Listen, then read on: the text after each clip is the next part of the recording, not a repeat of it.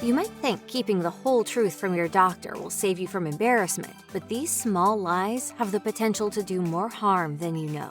For those out there that like a few extra shots, brace yourself. Chances are your doctor knows you might not be telling the whole truth about sticking to alcohol consumption guidelines. In a survey published by the British Columbia Medical Journal, results found that 50% of men and 32% of women who lied to their doctor did so about the amount they drank. A standard glass of wine is just 5 ounces. If you routinely fill your glass, you're probably drinking double what you think. With such a high proportion of fibs being told about booze, it's little wonder your doctor may have a question mark over this one. It's important to remember that your doctor's asking for good reason. The risks of long-term chronic heavy drinking, more than 4 drinks a day for men or 3 a day for women, include liver damage, increased cancer risk, digestive problems, and heart disease. So if you're prone to casually omitting the few extra drinks here and there on a weekend, it's best to fess up. Your doctor will probably already know you're lying, and it'll benefit your health if you're honest. With the health risks around smoking well established, you may be inclined to lie to your doctor about your occasional, or perhaps even regular, cigarette smoking. You wouldn't be alone. A study published in Health Education and Behavior found that 12.9% of smokers and 5.8% of former smokers withheld their smoking status from their healthcare providers. You pay $4.25 for a pack of cigarettes. They don't put as many chemicals in them. So those are healthy cigarettes. If you're not being entirely truthful on the subject, it's time to reconsider. Smoking causes almost 500,000 deaths in the U.S. yearly. And in addition to having an effect on the lungs, it can increase the risk of cancer in pretty much every organ in the body. Plus, smoking interacts with a range of prescription medications. It's in your best interests to be open and honest on this one. Remember, your doctor is there to help you. If you're tempted to downplay the amount of time it's been since your last visit, it's probably something your doctor's heard before. And in the long run, it isn't a particularly helpful position to take. Telling your new physician that you've seen a different doc recently is a fib that can hinder your treatment. Is he telling the truth? Jamie M. Notman, physician and director of fertility preservation at CCRM Fertility of New York and co-founder of Truly MD, told The Healthy, "If you are new to a physician, we don't know what happened and how frequently it happened in the past. Routine screening keeps you safe. Don't lie about when you went to the doctor last and what they did or did not check. It won't help us know how best to take care of you in the future." If your doctor's working based on the knowledge that you've been seen recently and everything's A-okay, they may not treat you appropriately. If you haven't had a checkup in a while, spill the beans. It can be hard to eat clean all the time. So if you're sitting in a chair in your doctor's office, looking them in the eye, telling them you rarely eat junk food, all the while thinking about that candy bar at home, you might forgive them if they don't entirely believe you. Yeah, you would never do anything like that. According to Dr. Christine Arthur, an internist at Orange Coast Memorial Medical Center in Fountain Valley, California, this can be more common among those with diet-related conditions. Patients with obesity, diabetes, or cholesterol issues will insist they don't know why their blood work shows abnormal levels, or they can't drop any weight. In an interview with Prevention, Dr. Arthur said, when asked point-blank if they are eating saturated fats or processed sugars, for instance, they often say no, even when their labs tell another story. Not only is telling your doctor the truth about your diet important, as it can affect your weight or tests, but diets high in sodium and sugars can cause interactions with medication. Your seemingly little lie could impact any other treatment you may be getting.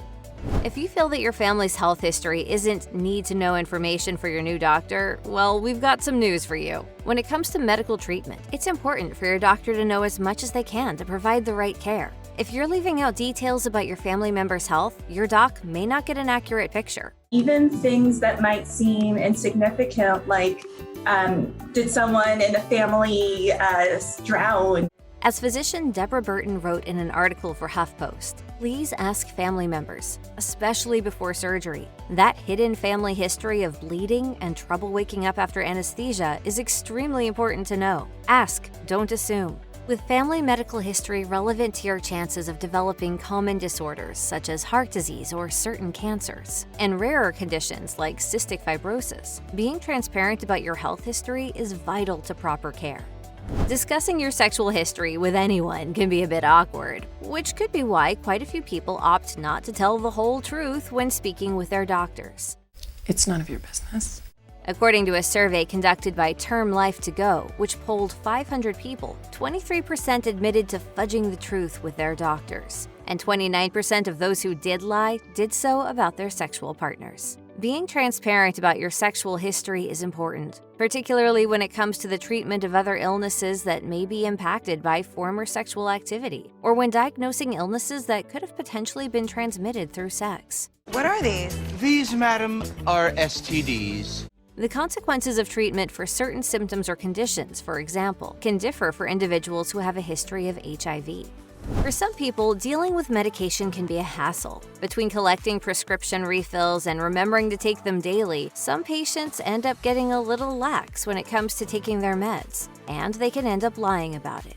This is something all doctors have seen before, and which carries risks and hassle for both doctor and patient. As Regina Drews, a cardiologist at the Integrative Cardiology Center of Long Island, said in an interview with The Healthy, patients often say that they take all of their medications in a timely fashion. But non-compliance with medications may result in additional medications being prescribed, since physicians may think that they are needed. This increases the risk of side effects, interactions with other drugs, and cost. Failure to take medication regularly can result in withdrawal side effects for the patient, or you could miss the best window for treatment, causing you to suffer with whatever's bothering you for longer. So even if you think that missing your medication occasionally or not following your treatment plan to the letter isn't a big deal, it's best to stick to the doctor's orders.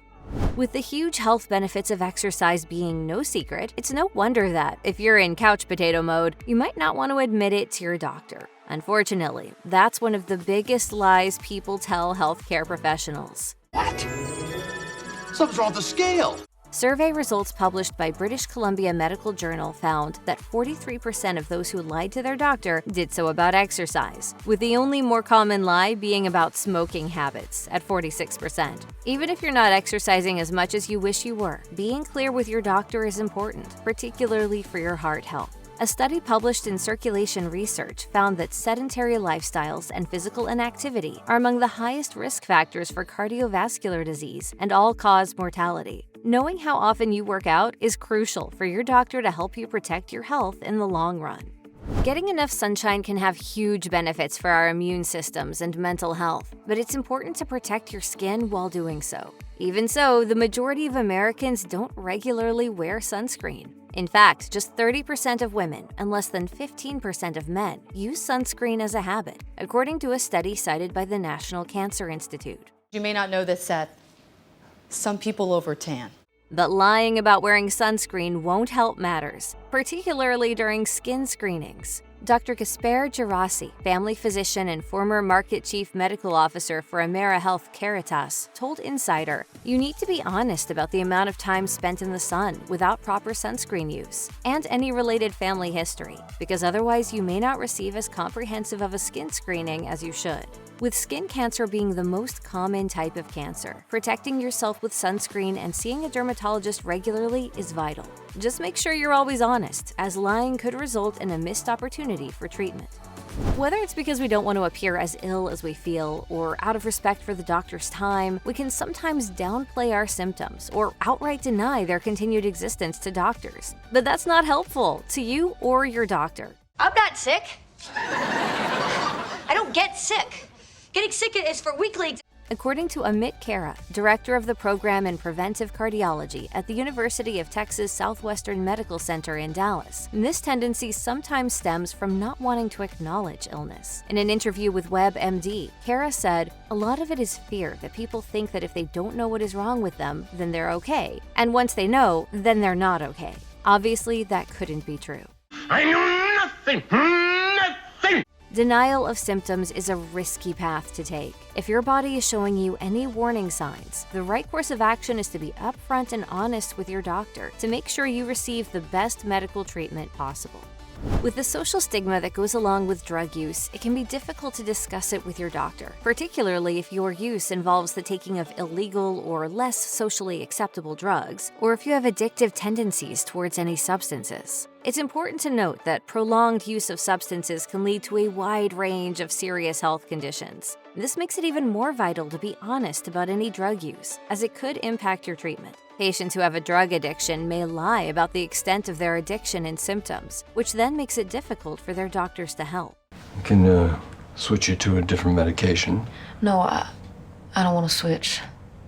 This works better than anything I've ever used before. Some may also be concerned that they'll be reported to the authorities if they admit to using illegal drugs. But as the Ohio State University's Wexner Medical Center confirmed, your doctor isn't legally allowed to report drug use to the police. Doctor's orders are usually pretty firm for a reason. They're there to help you get better. But if you didn't follow their guidance, and you wouldn't be the only one, it's best not to lie about it. And what's more, they'll probably figure you out.